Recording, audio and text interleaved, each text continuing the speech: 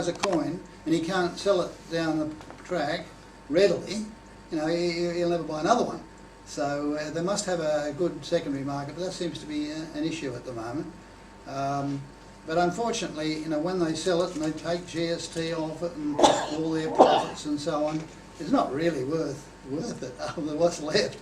And they made their profit, but so it's almost certain that the person who bought it won't make any profit, and that's their difficulty. I did suggest they make them out of gold. He wouldn't be in that. He said the politicians would never agree to it. The politicians don't want any money to be valuable. This is it. We had this argument in 1920 after the, you know, when they abolished the gold in the first place. They didn't want money to be valuable. And the trouble was the GST. See, circulating currency, that doesn't, if they make that, that doesn't carry GST, but fund money, that does. So you're not allowed to enjoy it unless you pay GST. That's the rule. So anyway, with no conclusive, but it was still a good. And he got a lot of statistics too about both notes and coins, and talked about the issues of a cashless society, which we're rapidly moving to. Especially in Europe, they'd like that. They, as you know, in Europe, they have no more stimulus left. People are, you know, zero interest rates. They want to go down further. They want to have negative interest rates, i.e. charging people to have money in the bank. And if they didn't have cash, they could do that very easily. So that's what they're moving. They don't want really cash at all. But these are issues which were not there yet. Anyway, he was an interesting man, let me say. But then all the other speakers, and there are lots of them, me included, just had half-hour talks and in their various interests. And the attendees, there's a good cohort from New Zealand, at least 3 or 4 people. There was at least half a dozen people from Melbourne, a couple from Perth, a couple from Brisbane. They're good, you know, representative. So what, 10 or 20 people? Probably 30, yeah, probably 30. Anyway, it was enjoyable and it was nice people to talk to, and teas and so on. So, yeah. That was it, pretty much. Any questions? What were they discussing about the journal? What's on about the journal? Well, the journal, first of all, it's a bit of a, okay, who's the journal for? Is it for the members? Yes. But is it for academics to publish papers that nobody's going to read? Yes. So, you know, it's a bit of a mixture, and they don't get a lot of feedback after they've issued the thing. So they decided a year ago not to publish a hard copy, just internet. That saves them a bit of money, but what it doesn't save them is all the costs and effort, more than cost, of reviewing papers and back and forward, fixing all the errors up and things like that. And the question is that worth it? It's the labour of love? Because they do, being sort of the NAA umbrella for the whole of Australia, they do feel they need to maintain a journal of reasonable standard. But, well, what else have they got to do if they can't look after the journal? What else? I know, but it falls on 1 or 2 people only. That's it. And that's when a big paper comes along, it can take ages to knock it into shape for publication to academic standards. You know, the trouble with the NAA, David, is that we never hear from them. No, they have this AGM or whatever, and they take the notes, but you never see. You never see any minutes. Well, you never get any emails. Who directs this thing? He and his wife have been very ill. Yeah, so but even Walter, you know, I mean, Walter puts in a lot of effort, but he's over in Germany, sort of 4 months of the year. Yeah, that's true. Good place. Yeah. Like that. No, and, I wouldn't begrudge him that, but you're right. It's you know they're, you know, what are they there for? That was certainly, and do they have enough finance to survive? Well, I think they had 42,000 left. They don't seem to consider the members of the societies that form them to be members of the NAA. This is half the problem. You've got to sort of join direct to be considered an NAA member. Now, perhaps that's too harsh, but that's the same. They'd like you to join because otherwise they don't get any direct subscription. So money's short. And well, they wasted the money. That's the trouble. Yeah. I think they're irrelevant now. really. Well, not really, because I mean, there is other no than the other conference, what else do they organisation do? which combines all the states. And I mean, and New Zealand too. The people who came were all... Yeah, but the people who went there, they were all there for the Nobel auction. They weren't there for the NA. Well, they were just doing their I time. didn't see too many there. I didn't see too many in the Nobel auction. There are a couple, that's true, but no, I wouldn't say that. I said most of them wouldn't have been there for the Nobel auction. Most of them are there, what would be for the... For the conference. For the conference. See, Andrew Clifford, he was one of the speakers, Mm-hmm. and I met him at the auction, and he was glad to come over and give the talk and such. And I said, "Oh, did your accommodation or anything get paid?" No, he paid you all his own. There's no money for that. Because they got no money, you All know. pay yourself. But so he was keen enough to go, and then David Galt from Mowbray, he was there. His wife. Robert Tonner was there. Yeah, but he never comes here. I know he did. I know he doesn't, because he doesn't feel there's enough interest of his stuff here. Whereas he knew at the and look, let me tell you, even though he mumbles a bit, he's probably the first to admit this, the material he showed was fantastic. Oh, yeah. He's got all these really rare New Zealand banknotes, which have sort of come through members of the family, it's not just Robert. But he had to pay big money for them, and they're really beautiful. So his talk was presentation was a highlight. Yeah, so it went right through the gamut of numismatics, medals, coins, ancient coins, quite a few. Ken Sheedy, Ken Sheedy, is the director of the ACANS at Macquarie University, and he had a lot of graduate students. 3 of them presented, and they were good. All ancient coins. That's the sort of thing you missed out on. Anyway, that's probably enough. Thank you, David. Thanks, David. Thank you. Come next time. But Colin, the Pitchfork, he was at the AGM as well, and he was trying to sort of, encourage them to sort of, if they're going to have future conferences, to try and sort of, have it about the same time as a Nobel auction, because that's the way a lot of people will come along. Because they're going to come to Sydney anyway for the auction, so therefore they'll go to the conference. But as you said, not always. It's not always the same way. But some people would do that. Mm-hmm. So that's what happened. I have got a couple of the reports here that came at the AGM, and I'll just let Rod have them for our file, so that we can sort of keep track of what the NAA do. One of the things that did come up, which was a bit sad, is that they've sort of mentioned that the Tasmanian Numismatic Society is probably going to fold because there's not enough memberships down there. So that might end up being something that is going to happen. But they had a brief discussion about that, but then that's when they kicked us out at 6 o'clock. So, all right, we'll move along. The next meeting is here at Philas House on the 13th of May. So it's in a month's time, as you probably can calculate. The topic of the meeting is going to be Europe. Europe coins pre-1900. Pre-1900. Yeah, pre-20th century. Make sure you come on, David. Oh, well, look, I mean, talk about the Nobel auction, that was full of that sort of material. And Professor Simpson, of Simpson washing machine family, let me tell you. Mm-hmm. Peter Lane spoke on him, and almost a eulogy, because he passed away last year, but his collection fantastic. And half of those, big German talers and all that sort of thing, they're all his. Just one thing, backtracking a little bit. You talked about Robert Tonner having a fantastic collection, but your collection is fantastic too. He decided he would just pass around his, one-off type 100-pound note of 19th century New Zealand and stuff like that. He had unique stuff. But they're unissued. That's a specimen. I can't remember. I don't know. No, I don't think the £100 one was a Right. specimen. No. Mm. Anyway, it impressed me, and maybe I don't know enough about Yeah. New Zealand banknotes, but I Well, thought it I'm was sure that pretty good. I'm sure that if I was in the conference, I would have been quite impressed with your talk anyway. So.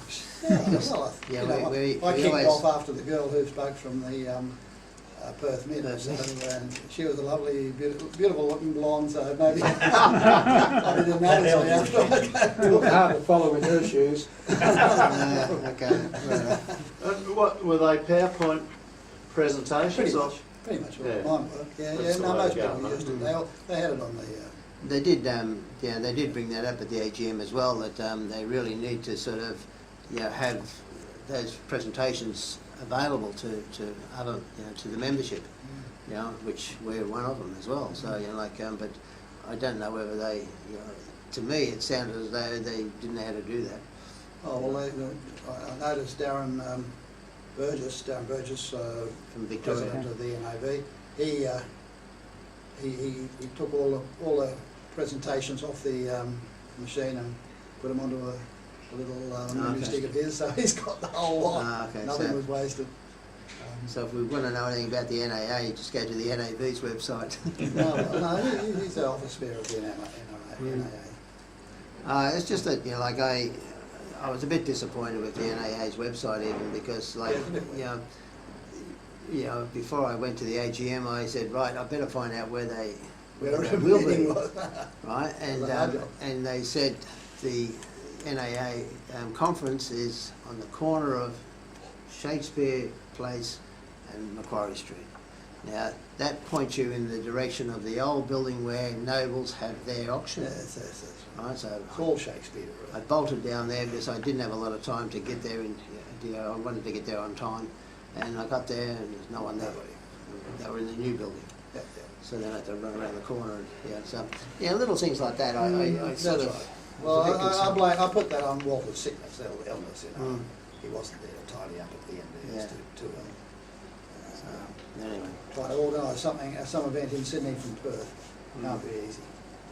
yeah, well, that's fair enough. I'm sure they could have those talks being played at a coin and stamp fair. And see who it attracted, or just advertising themselves in some form that way. But I don't think they've ever I'll see attended. Darren. But I One must of those. admit, I've bought little video, not video, but PowerPoint presentations to AND affairs. Nobody looks at them. Really, nobody looks at them. So Look, wouldn't bother yeah, with me. when you talk about Darren Burgess, he was at our conference last year. Darren, At yeah. Coffs Harbour, and he put a plug in for the ANS as well because he said, look, all the presentations that we had last year is now on YouTube. Right now, and he says, well, can't we do the same thing? Well, he was talking to the NAA people. Says, can't you do the same thing? And they seem to be fumbling You have around. to have somebody recording it. It's all in the live presenter's voice. Yeah. Yeah. Unfortunately, this wasn't working earlier on, so I missed your introduction. I finally got the recording going, so I've got some of David speaking, but Oh, okay. All right. missed your earlier introduction, recording it, that is. Fair enough. All right, let's move along. We also had the Petersham Fair that was on the 31st of March. I was there again with David Pretty because I tend to look after his stall while he's busy doing some other things. The membership, the attendance wasn't too bad. It was sort of consistent. But one of the things that I sort of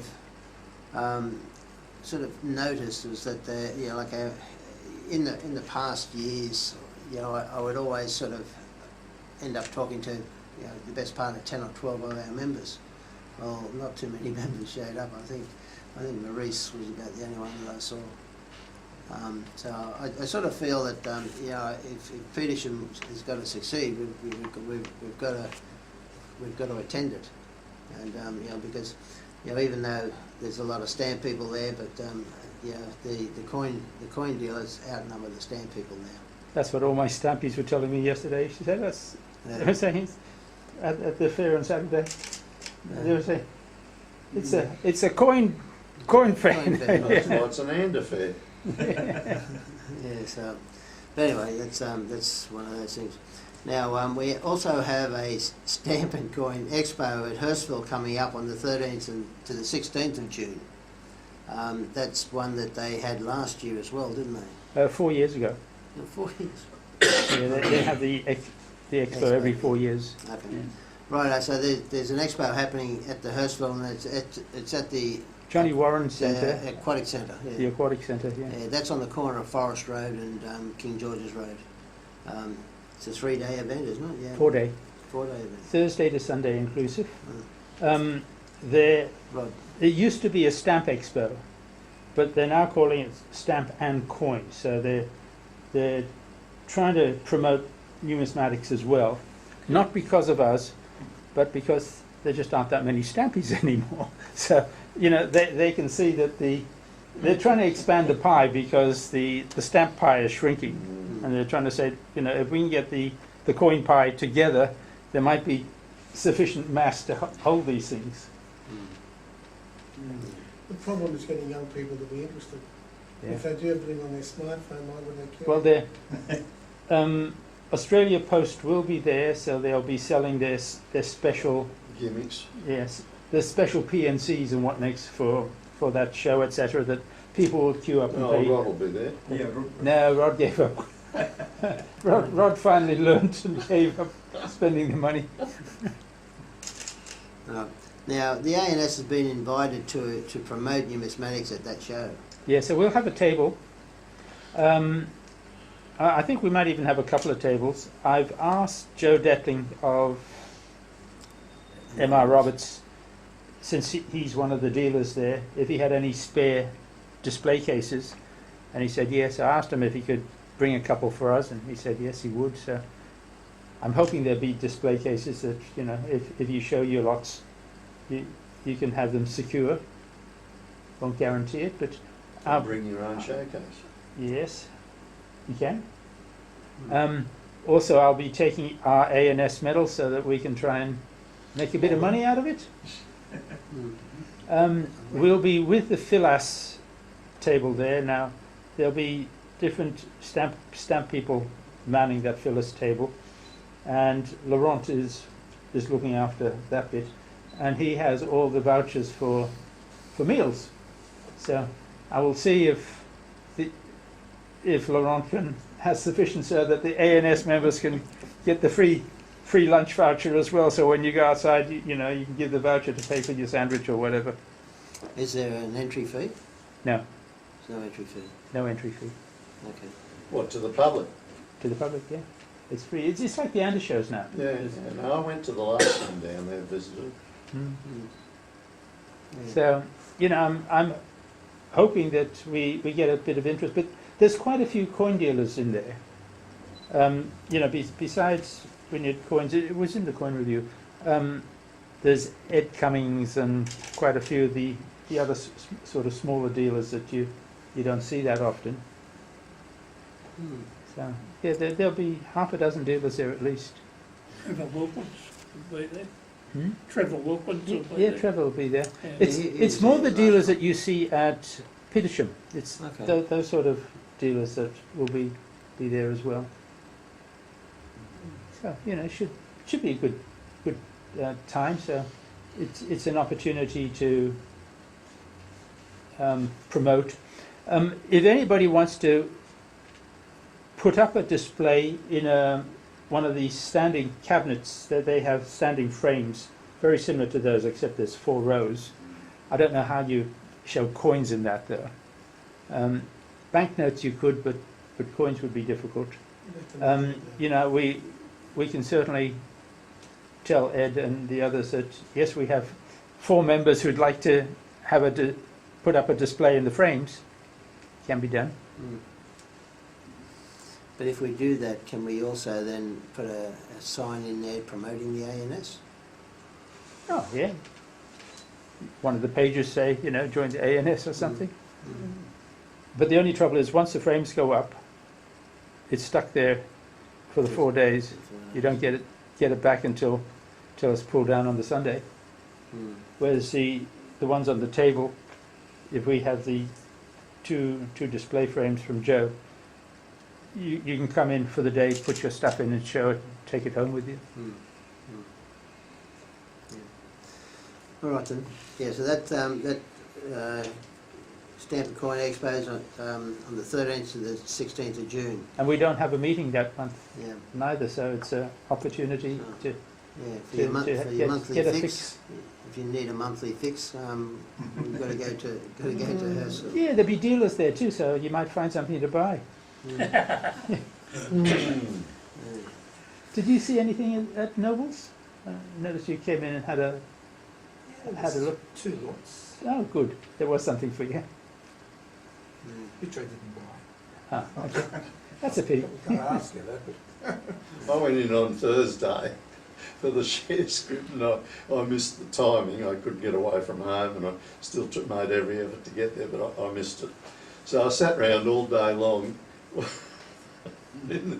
for the evening session. I met good people, so it wasn't all wasted. And sat for one lot in the evening session, and of course Stuart Wright outdid me. Ah, well, So I packed my bags and went home, but got on a train straight away, so that was a help. well, I think Jim was very pleased with the auction. It went very Yeah, well, he well. must have had to work afterwards because the banknotes were funny in some sections of it, the higher priced ones. Mm. They were the Australian ones, they seemed to be missing a few buyers. That's the CBA pound with the Chinese writing on it that Jackman sold for $100,000 was struggling to get, it got 18,000. So Jackman's done his bit anyway. No, he doesn't sell everything all the time. Right. Is there any other general business that anyone wants to discuss? Do you want anyone at that show or at this stage? Sure. You putting your name down? Can you? Yeah, well, just let me know which day you like, or all days. Turn up every day. No, it won't be every day. you can get a food voucher maybe every day. That won't give you there. Well, the aquatic centre around the corner, it's part and parcel of it. Their prices are a little bit on the high side, but it's not too bad. No, it's a good venue. All right. If there's no other general business, the topic of the night that we nominated was New South Wales related numismatics. So did everybody bring something along that's New South Wales related? Yeah. Good. Are you going to start off with recent acquisitions? Well, it's together. Yeah, look, you can have recent acquisitions at the same time, so if you want to show all the stuff you won at the Noble auctions or... I can't write a cheque out for it at the moment, so I haven't picked them up. Bob was offering them to me though, because he's gone off overseas again. Okay. Oh dear. All right. You want to start? Frank, No. we'll get Frank at the Frank. back. You want to start at the back?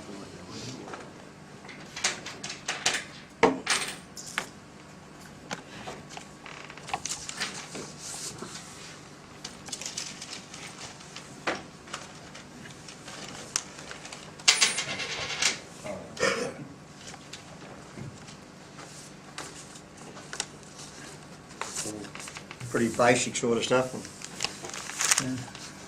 Which I'm sure you'll all have seen, but just give us a sec to find it all again.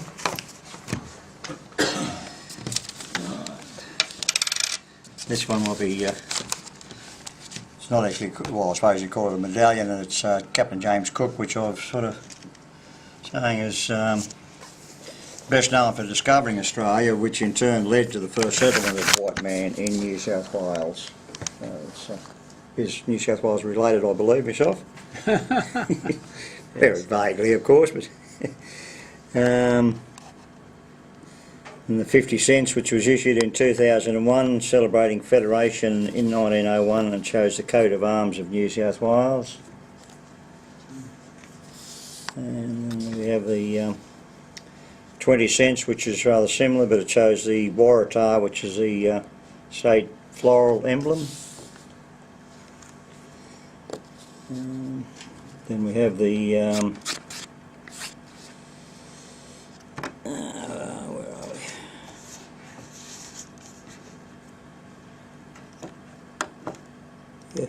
There's a medallion showing the coat of arms of New South Wales, and the reverse shows the outline of the state with a Waratah and the Sydney Opera House. That was a set of states emblem coins, like from each of the states of Australia. And in 1813, Lachlan Macquarie, Governor of New South Wales, overcame a shortage of currency by introducing the holy dollar and dump, and this medallion celebrates that event. It's more of an ad for Macquarie Bank than anything, but it's quite a nice coin, I think, or a medallion rather than a coin. Then also in 1813, Gregory Blaxlands, William Lawson and William Charles Wentworth made the first crossing of the Blue Mountains by European settlers. This expedition took from the 11th of May until the 6th of June, which is 27 days, and there's just another little medallion commemorating that event. Sir Henry Parkes,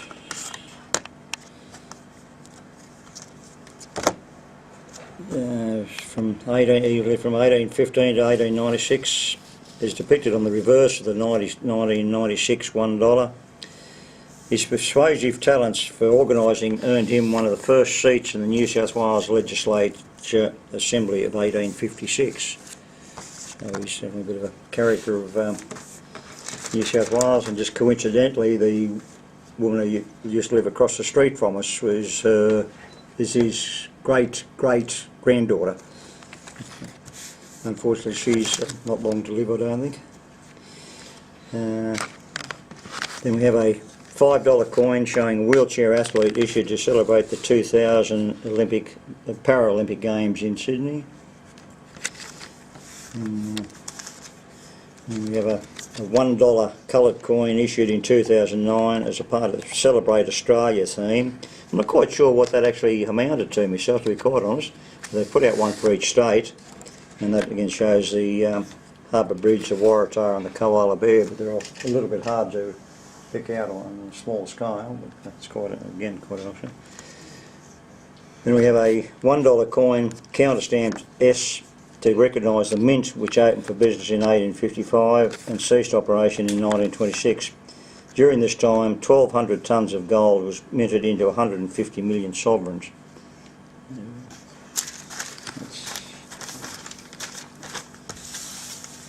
That's what I have. Thank you. Good, thanks, Graham. Basic, but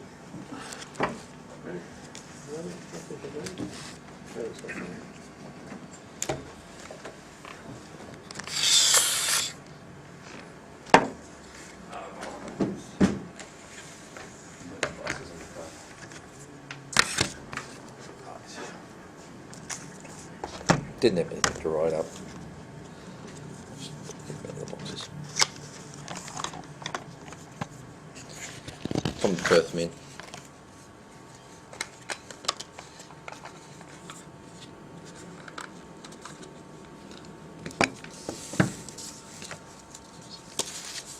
Yep, can't read that without the glasses. There's information on there. What else have we got? The Sydney Mint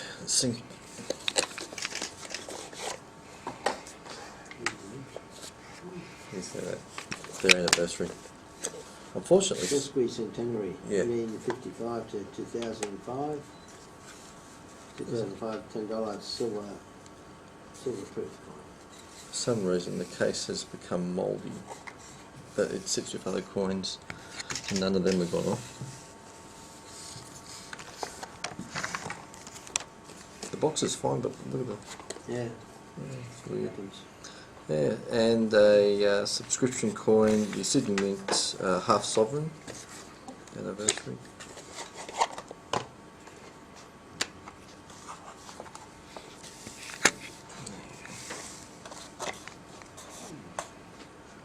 Just some of the bits and pieces. Yeah.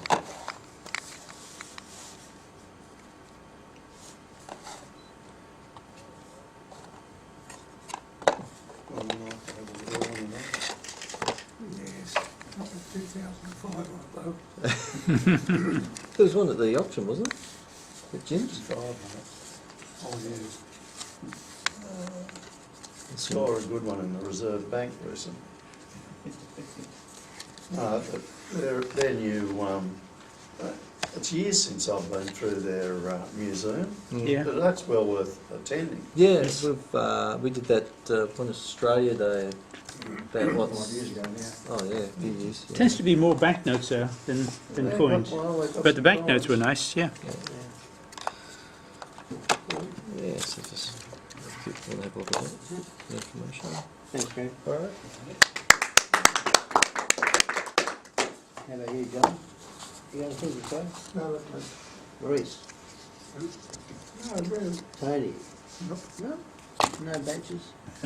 There probably are, but I couldn't be bothered getting them out. That's a great attitude. Trying to find him. Ross? Yeah, I'm going to drive you nuts, so John is I'll nice. make up for some of this. Anyway, just tell me to sit down when you feel like it. Sit down, Ross. January postal order news finally got out, and I did a good tribute to Mark on the back. So you might want to have a bruise at that. We went up to from 20 pages to 24 and now 28 pages. Only cost us £9 to post it to Australia. The membership's free. Well, we'll see how long we can keep that going. And then I brought, I don't know, I might be hitting a dead horse here, but I finally sent in for my medals of service for the National Service, and this is how they packaged them and came out.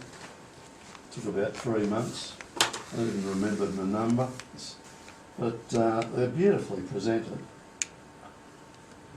When you can get into it. They really are beautifully presented. They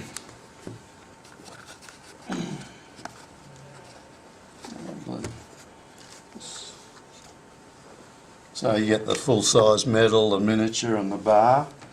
I'll just indulge myself. Can you read my glasses? Have I got your glasses? Yeah. What do with mine? On the chair over there. On these glasses. You know what happened the other day? I've been trying to settle a claim with the insurance company, you know, for the car that was wrecked with the trees that came down in, on the 20th of December. And anyway, the woman said to me, I'll send you a code through to your phone. And I said, oh, I'll have to go and find my phone. So I got my phone. I went out to the kitchen. Oh shit, I've got my phone. There's a word for that. We're all suffering. Right. The anniversary of National Service, 1951-72. Design. The medal is bronze with the obverse having a central device derived from the current Australian Defence Force emblem, reflecting more historically National Service as it is related to the Defence Force during the 1950s and 60s, with the crossed swords of the Army taking precedence, being the arm predominantly affected by National Service, surrounding the outer edge of the words Anniversary of National Service, and at the central bottom edge the years 1951-92. I was in the ballot, and 21st of March came up, and you either did 2 years straight or 6 years with the CMF, and so it was no contest. It was going to interrupt my love life and my motor cars that I was very enthusiastic about. So I just did the 6 years CMF and obeyed, and yes sir, no sir. And actually it turned out really good. You only remember the good times, of course, but I was in a light anti-aircraft regiment down at DY, and ended up a gun sergeant in charge of 6 guys, and we had a 40mm Bofa, weighed 2.5 tonne, and I drove a 2.5 tonne Studebaker truck. And yeah, no, it was interesting. the ribbons. See, when they go in for designing these things, I'm going to show you some medals that I designed and got made too. But to think they go to these lengths, the ribbon has a central yellow stripe flanked by 2 dark blue stripes, which are in turn flanked by white, green and light blue stripes and ochre edges. Central yellow and dark blue stripe represent Australia's national colours of the time. The white, green and light blue represent the Navy, Army and Air Force, and the outer ochre stripes represent the soil of Australia. I'll leave these, we could go on for a while, but I'll leave these and people can read them if they're so interested, because I've got a number of other little bits and pieces.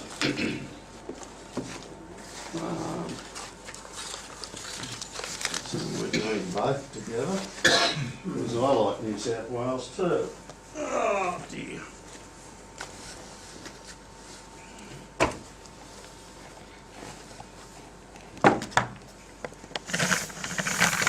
Now, one of my loves in collecting was with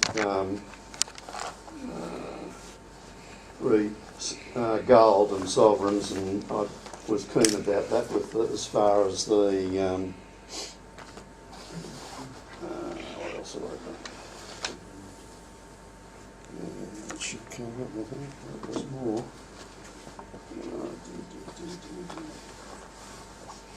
So you can waver out with these sort of collecting ideas, and you can end up branching out. We'll start off with the gold. So in my endeavours to chase gold, I ended up with I think it was the mining department of New South Wales, and they gave me hundreds and hundreds of photos to look through, and I could take whatever I liked. Very generous they were. So this was one of successful gold miners at Bathurst. Looks like the Holden collection, is it, or part of that? Or? No, I don't think so, no. Have you got And of course, sorry? 2001 gold coins? No, I'm not up to 2001, I'm going back to the 1850s. Right? So another extremely rare item's a gold licence. These are the miner's rights, and that's an early miner's right for New South Wales, dated 1860. But prior to that, when gold was first discovered, they issued gold licences, and this one was for a field near Goulburn in 1853. So that's quite historically important.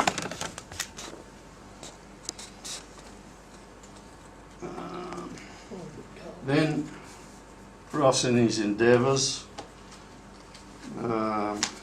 ended up, because I'm giving a talk on cheques at the IBNS in May, but I thought you might be interested in seeing the cheques that I designed and issued and paid to get back from the bank. So these were the cheques we got carried away with and had made by John Sands. Are you coin colony then, were you? Yeah.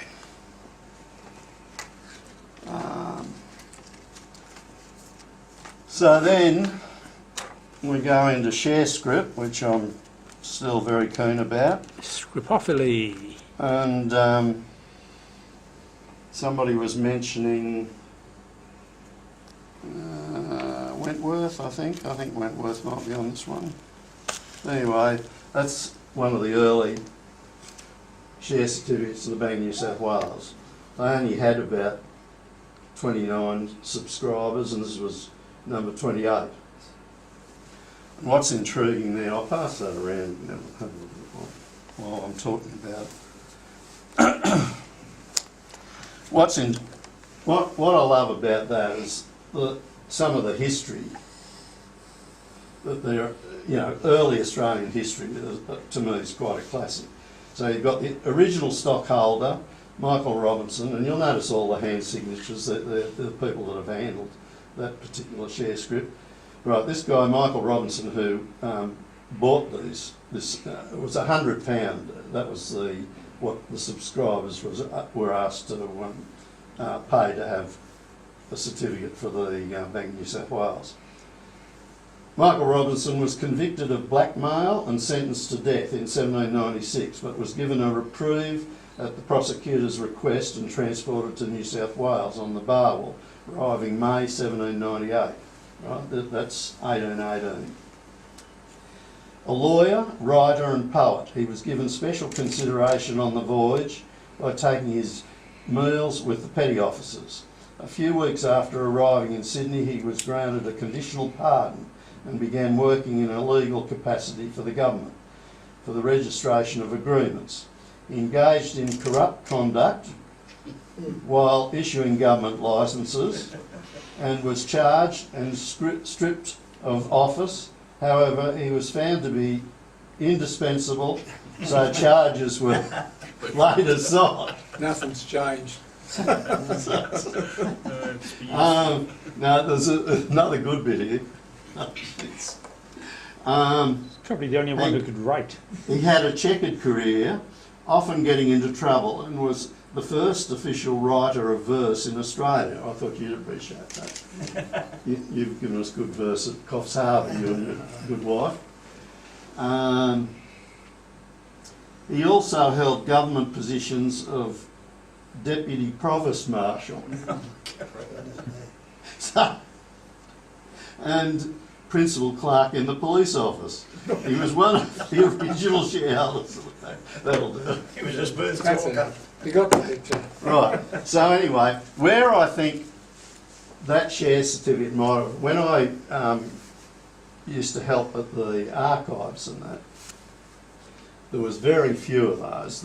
I think they only had one or two of the first ones, because what they were doing, they were giving to retired general managers one of these type certificates. Now, I'm not certain of that, but I'm certain that they had this one as the second type that was issued.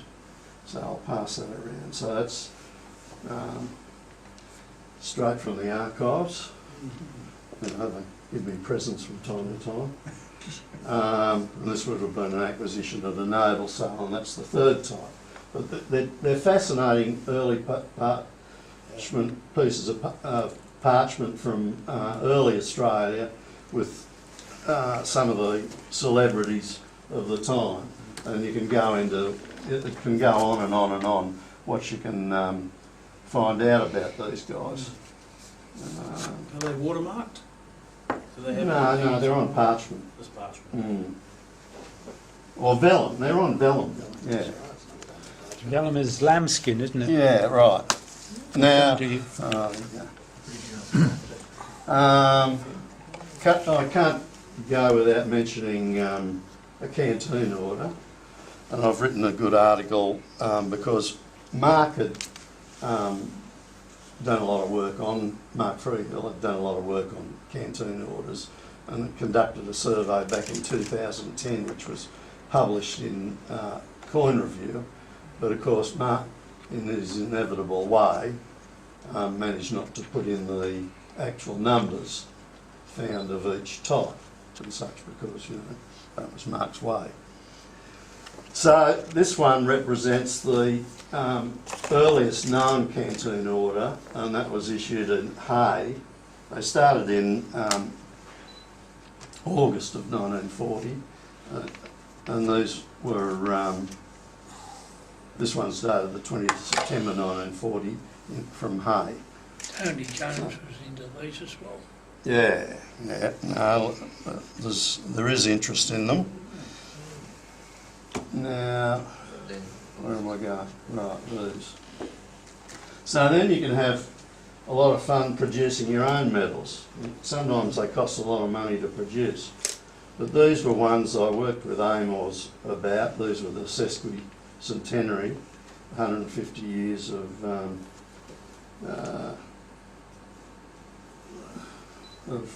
Sydney. Was it? Anyway, we'll go on with it. So we had to get approval for this one, for the effigy of the Queen. And what I did with Amors, I design them, they'd get their artists to draw them, I'd correct them, I'd go into it and see the engraver and do anything and work with him really, and they'd come up with the product. These were done, one-offs that were done in 9-carat gold for me. And there's one there for the sesqui and one for the opening of the tunnel. And when AMOS were closing, or I decided to get them anyway, but I got the dies returned to me because, you know, the expensive items.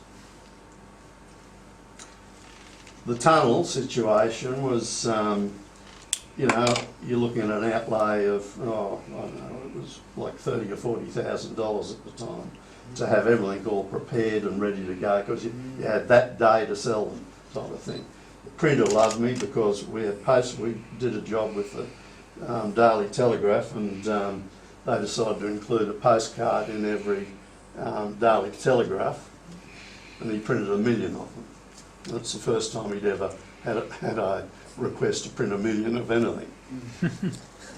I'll keep this under wraps because it shouldn't be handled. You can put it, you can show it on the. You know how to. Just don't touch the surface, please. And then, of course, the next thing is if you make your own medals, it's good to win a medal. And this, what I found one of the wife's ones. She's got about 3 of these, where she was awarded the Standard of Excellence for her quilt that she presented at the show. So I can pass that around. I couldn't find my one from the parrot. I've had 2 or 3 of them for parrots that I've bred and such. And as I say, that gives you another buzz and another side of it. Any questions? I think I've shown everything. Well, there's an early bank in New South Wales out in the, because Australia really came alive when the gold was discovered in the 1850s. No questions? That's easy. Comment. While I was at the conference, I wandered up Macquarie Street to check out the mint because I wasn't sure what time it opened. Only open on weekdays, unfortunately. I think they'd open on this weekend, didn't they? Have they got a museum there still? The Sydney Mint Museum. Oh, that's good. Yeah, there's a little sign up, built in 1820, the oldest public building in Australia. Mm. It was, and then another sign, 1855. I'm not sure what it was used before. Maybe it was a hospital. I don't know. But before then there's a sign up saying it was used as the mint from 1855 on, and obviously they minted the first sovereign in virtually the same year they opened. So yeah, historic building, and I think it's still got a lot of the old art. When it was a museum, you know, it was not very popular, so I don't know how much of the old artefacts. They had a lot of stuff there, but whether you can still see it or not, I'm not sure. Yeah. Ours were the official medals, for instance, for the opening of the tunnel. And, you know, you wake up at 4 o'clock in the morning after the great expenditure and amount of work that Carol enjoyed as well, packing things and what have you. And I had to have heaps of salespeople organised, about 50 salespeople. And wake up at 4 o'clock in the morning, had a shower and it's pouring rain. And I thought, oh gee, this is going to be good. But another good mate of mine, Ray Kalida, he's not doing so well at the moment, but he assisted a lot too. But You sold them all in one day? oh no, but it turned out really well. It was a successful. So, There's another comment too. I worked on that project, Sydney Harbour Tunnel, and just before it opened, they got allowed they had a day where all the families of anybody who was associated with the project could walk through the tunnel, no traffic of course, and walk back again. That was fun. yeah, well, we had 2 bases. One was at a mate's restaurant. It had to happen right at North Sydney, and the other one was over, I think, in the Domain. And we just used the phone to try and find out how things were going. But I remember Ray saying, "Can you come, in this restaurant, and the restaurant was closed just for us." And Ray saying, "Can you trust these guys? You know, because I'm throwing my money in here, you know." And he was throwing it all in under a seat, you know. But anyway, it all worked out well. But yeah. All righty. All right, thanks, boss. There you go.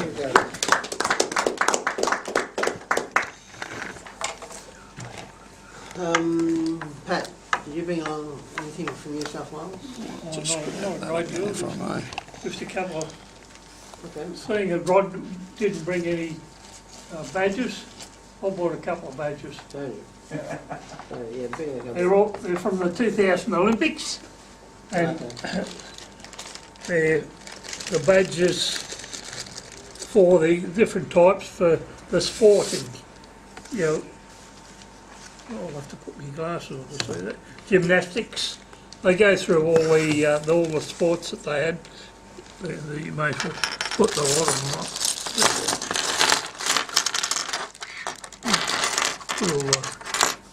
them up. Similar ones. Show hockey. Yeah.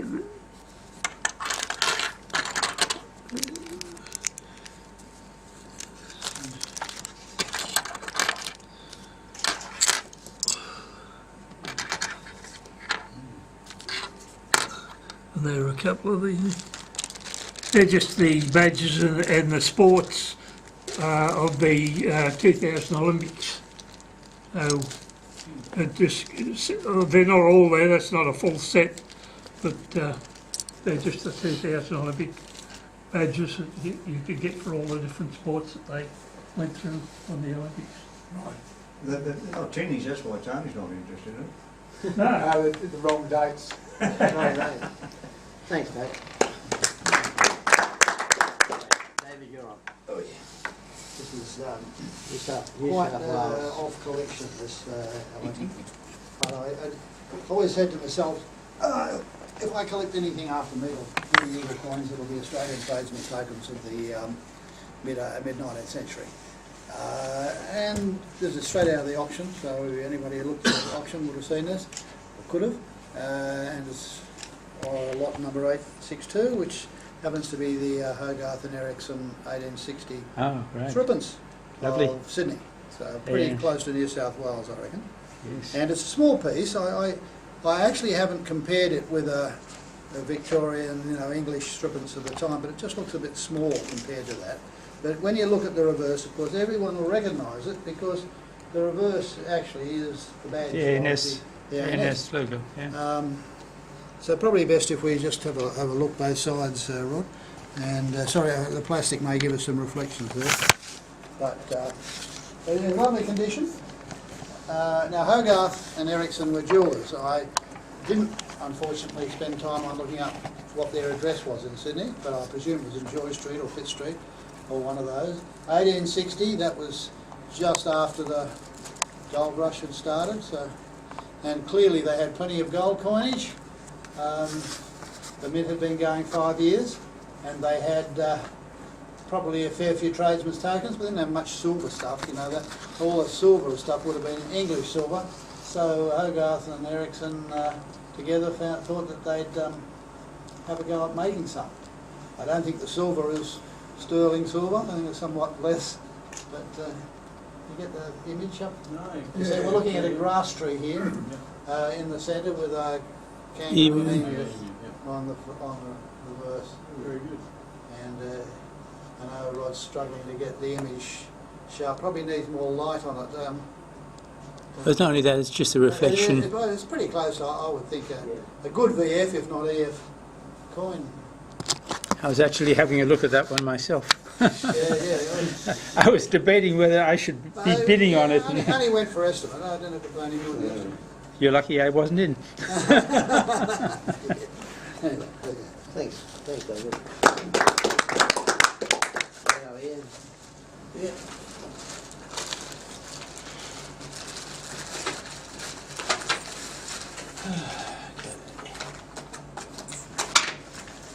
I'll go through quickly with the Australian currency coins first.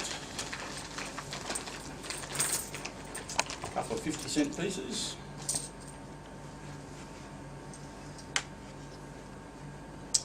Captain Cook. 1970.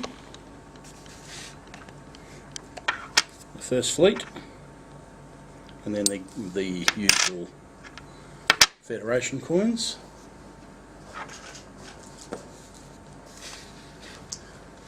The ANS Canberra Harbour Bridge.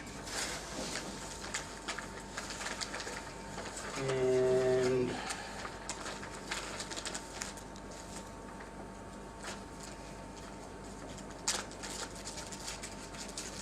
the ANS Sydney Mint, and it's got a bit of, I'm going to take it out of this because it's been damaged.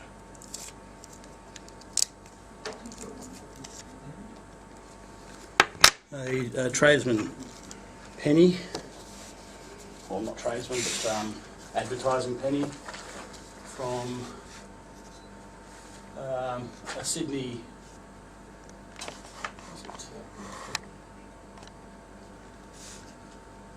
Flavel Brothers.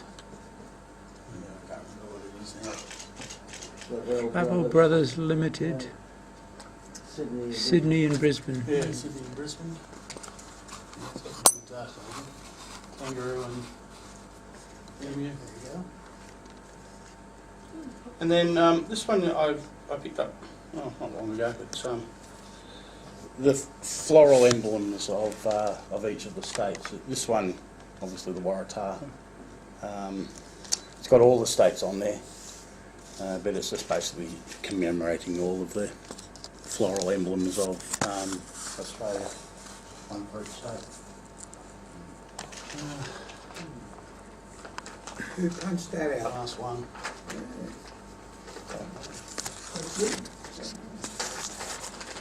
Not what was in every state.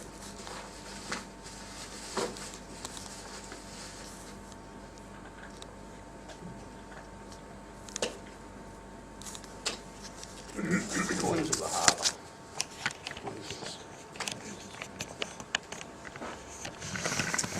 So we have the bridge and Opera House.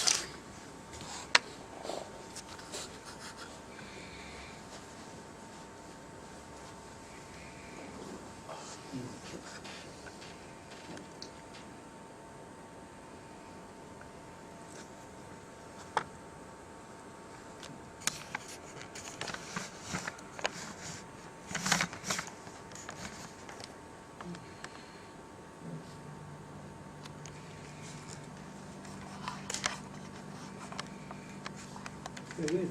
Right, that, Thanks, Ian. the medal for the society, that's the 1982 one, isn't it? Yes.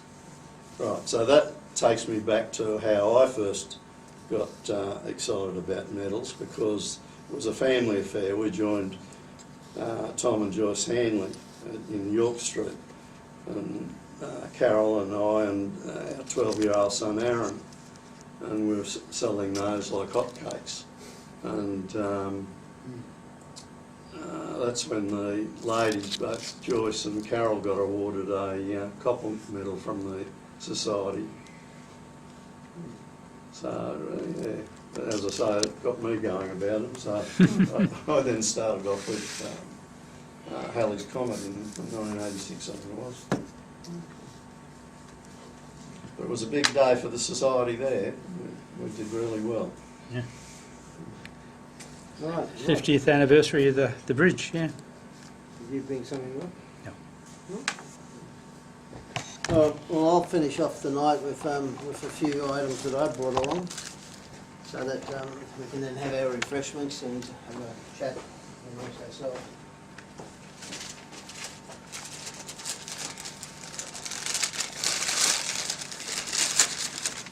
A few of the items that I brought along that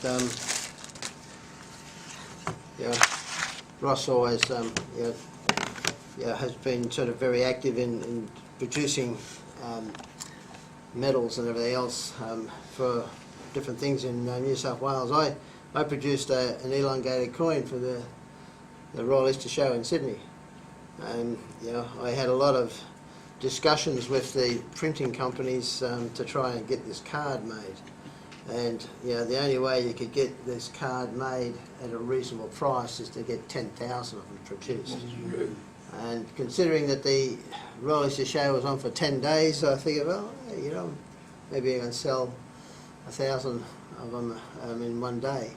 Well, that certainly didn't happen. So anyway, I ended up with boxes and boxes full of these little cards. But the whole idea was that, like a lot of people wanted to see the elongated coin being made, but then a lot of people that didn't have the time, or if they were in groups and that, they would then, because I had these sort of things hanging out, and they could just buy the card and shoot through, right? And that's what this card's all about. But I had. Did you go each day to the show to sell them? 10 days. Well, we did this in '92. Yeah. We were guests of Well, this was 2002, I think it was. Yeah, 2002 that I was there, and they basically said, because we had our stall up on the Heritage Walk, which is the promenade across the top of the main arena, and they basically said, you've got to get in with all your supplies for the day and get your car out by 6:30. So you had to be there before 6:30. Right? So you get there really, really early and get all your stuff organised, and then you have to wait until the gates open. And then they wouldn't. Then they sort of suggested that you must not leave until the last person leaves the show, and that's generally at 10:30 at night. So you can imagine that it really 10 was, days of this long days, it really took a toll. And mind you, I didn't make any money. But this particular one, it's Sydney Royal Easter Show, and it's they call it the. No, I can't read that. Here, put that on the thing. Yeah, the Great Australian Muster, I think they called it. Yeah, because they sort of figured the muster was all about the country folk coming to the city, and that's why they call it the muster. But yeah. Did the show people want a royalty from you? No, but they Just a table, really. but they got the best part of $10,000 out of me just to be there. Yes. So I suppose I did pay royalties.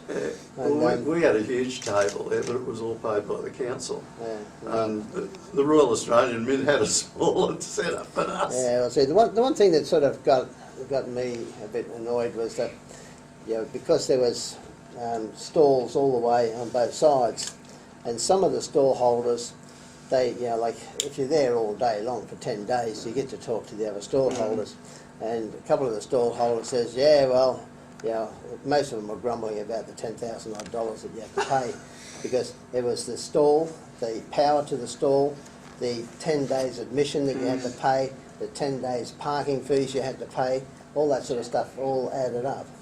And so anyway, some of the stall holders says, oh yeah, well, you've done it wrong. Says, you should tell them that this would bring people to the show, and therefore you shouldn't have to pay anything. That made you feel good. Yeah. So the next year came around, and the RAS people rang me up and said, are you coming again this year? I says, well, you give me the stall for free and I'll think about it. And that was the last I heard from them. They weren't into that because they wanted money. Right? So anyway, it was an experience.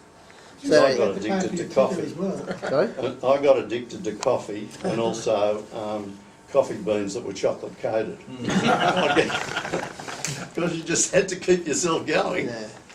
Yeah. Look, I was sort of working pretty hard at it, but then I had my daughters there. They were stuffing these little things and putting them together so that we could sell them.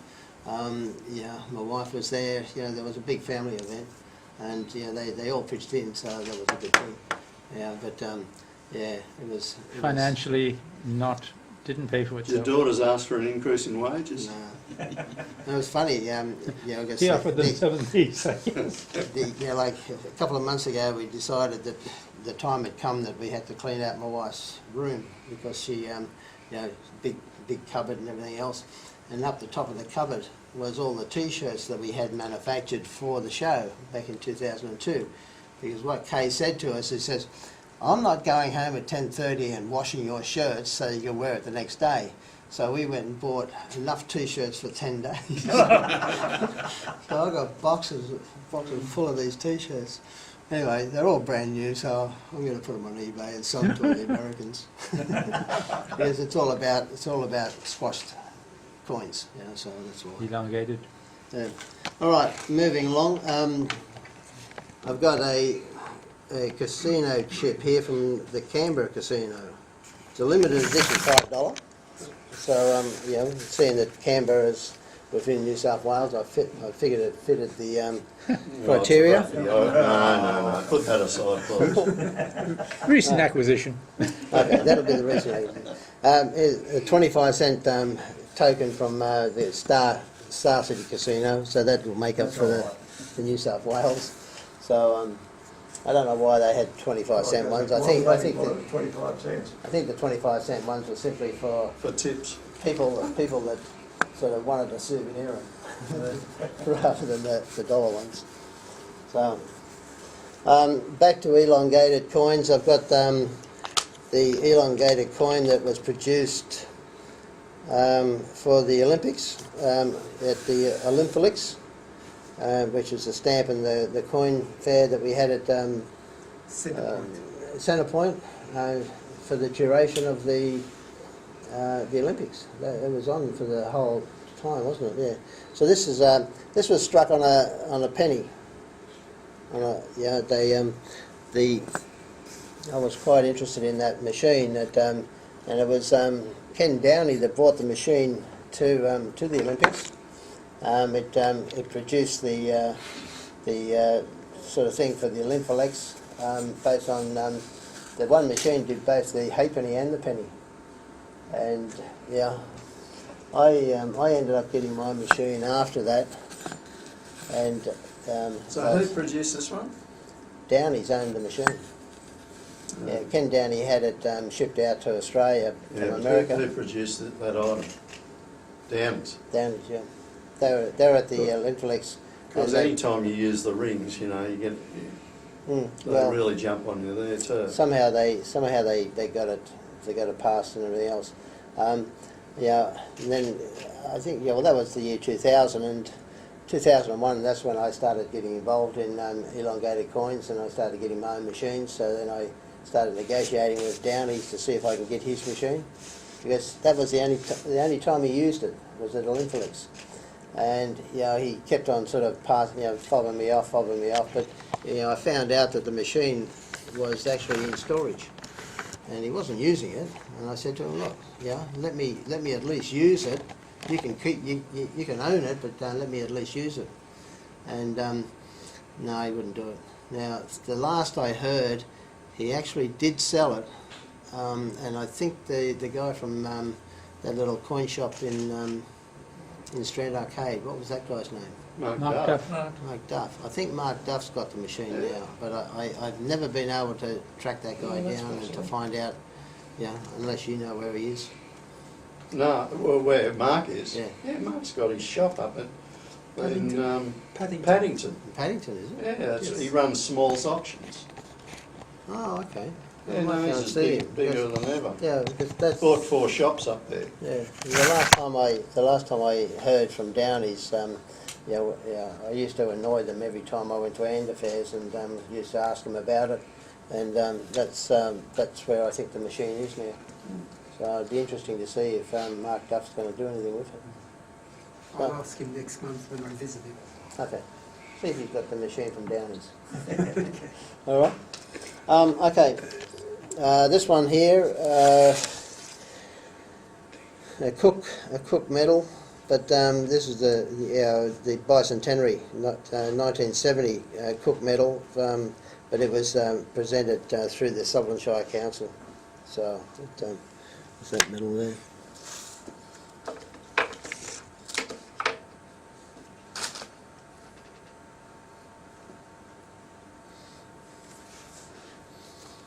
This particular one is a little medalette commemorating the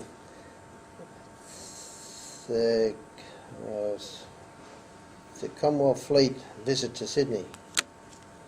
I don't know what that is. Let me have a look.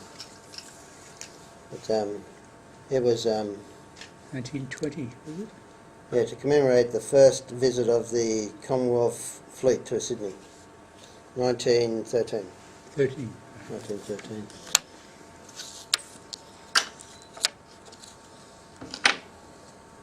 (1955) New South Wales Railways Centenary. It's a little bronze medalette that was silvered and the silver's sort of disappearing. Yeah, the centenary of the New South Wales Railways, 26th of September 1955. So 1855 to 1955.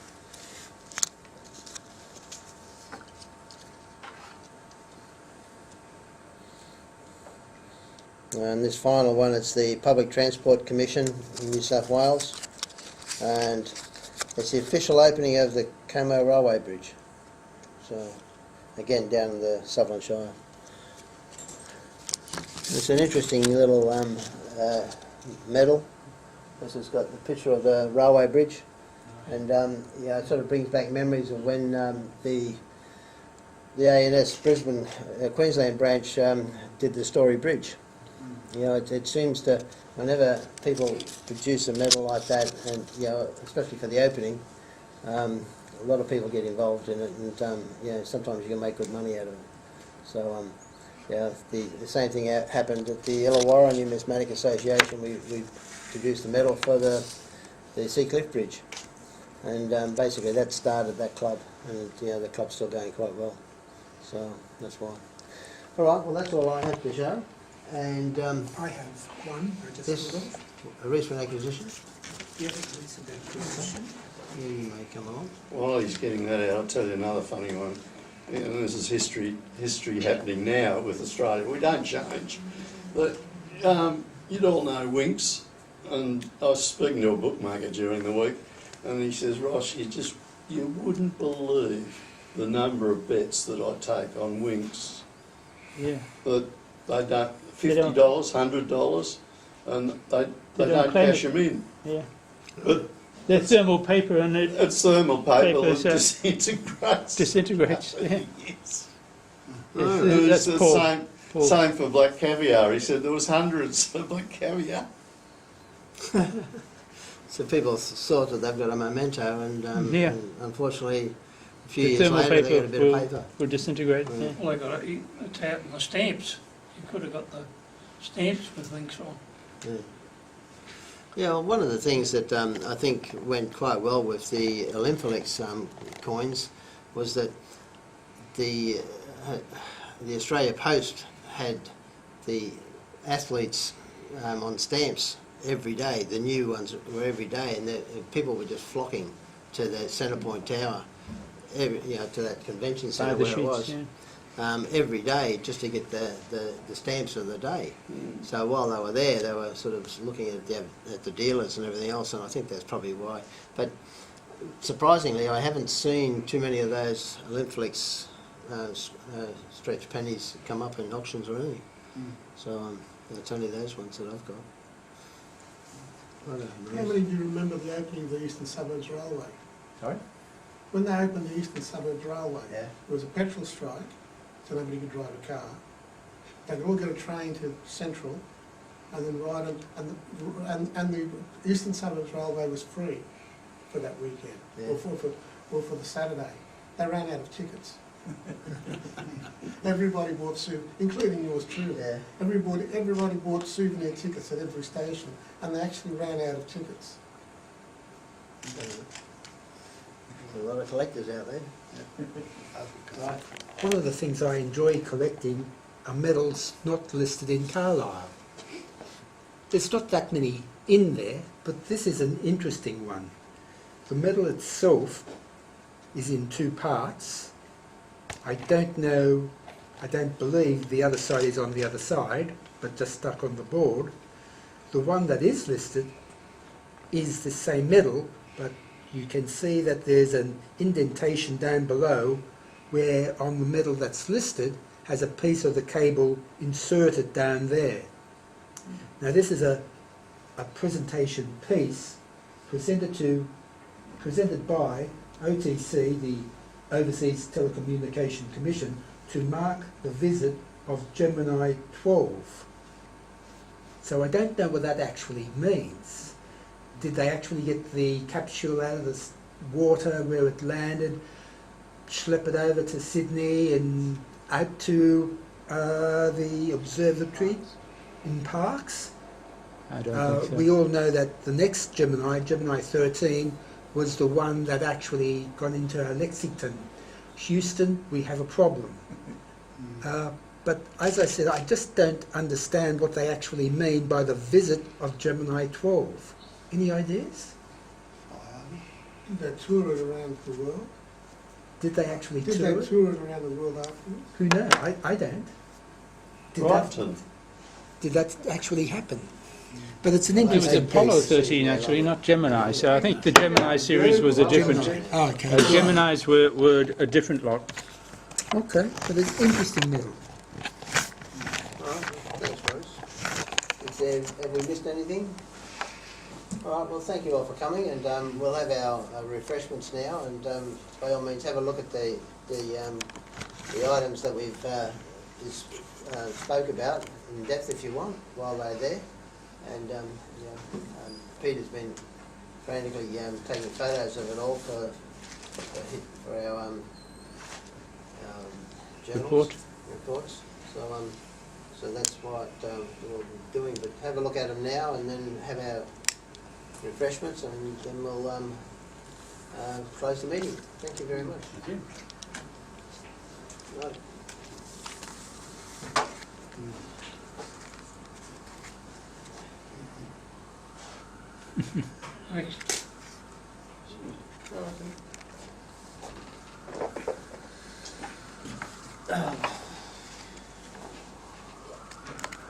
Did you get any other items from the auction?